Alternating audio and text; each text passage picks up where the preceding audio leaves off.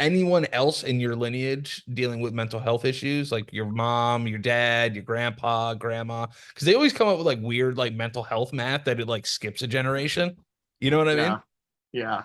And it was interesting. I didn't really find out all those details until like 10 years after I was diagnosed, where I was like, asked my parents, like, yo, did anyone else have these issues? And then, like literally 15 minutes later, they stopped naming people. But three of my grandparents were alcoholics. Uh, So my grandfather on my dad's side, both my grandparents on my mom's side. And then addiction was the bigger issue. I grew up in a really small blue collar town. And I think it was more alcoholism and people getting away with hiding it through that. Hi! Okay, guys, today we want to watch a podcast about mental health. Okay, now before we watch about mental health, a podcast, we will introducing ourselves. I'm Try Hidayah. And I'm Sherli Aulia Andini. Okay, right now we want to watch the podcast. Okay, guys, by the way, the podcast from channel YouTube of the culprit Danny LoPriore. I don't know the spelling the words. And the title is Why Mental Health Class Should Be Taught in School. Okay, we watch right now. Hi. If you're accepting what you have and trying to find a way to address it, that's going to work better than if you don't accept what you have and then you rule everything out. Like if you, unfortunately, it's not like physical health in the sense that you have to try a bunch of things to see what's going to work for you. Oh, wow. Okay, this podcast made me think.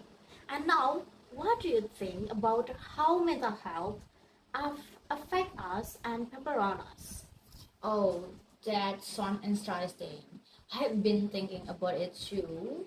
And in the podcast, the speaker said that mental health problem can run in families, sometimes skipping a generation. That make me think. Yeah, exactly.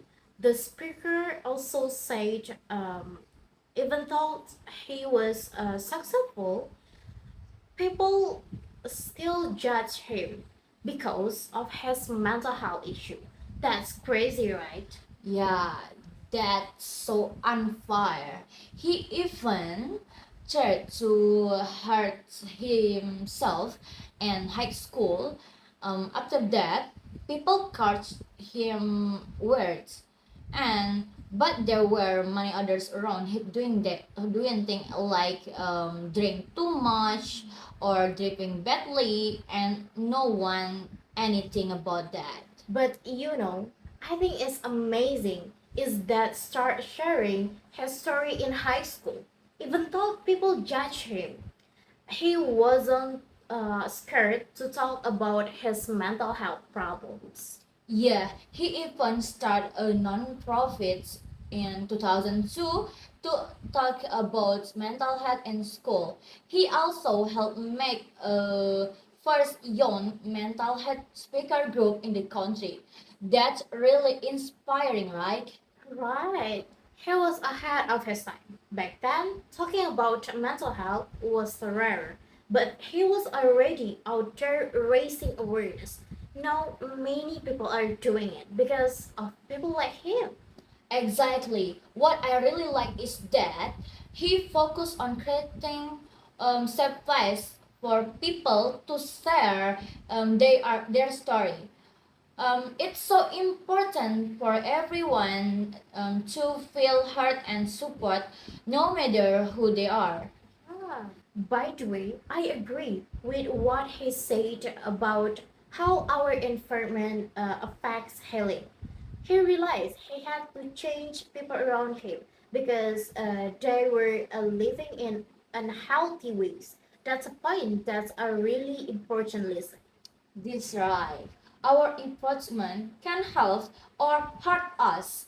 It's important to be around people who support us and help us grow. And I agree with his thought on medication. He said there's no one way that's work for everyone. Some people find medicine help, while other prefer therapy or other method. The important things is finding what works for you.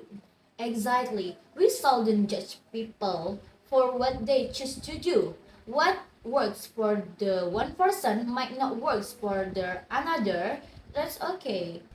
The most important thing is to accept where we are and be open to trying different things to feel better. If we are not open, we won't know what will work. Yeah, if more people talk about mental health, it will be easier for another to feel comfortable with their struggles. We really need to keep breaking the stigma. Let's people know that mental health matters and they are not alone. Three, I think it's time over to talking about mental health, and I will go home right now. Okay, okay. Thank you, Sherli. I'm really happy talking about mental health today. Okay, thank you. See you. See you.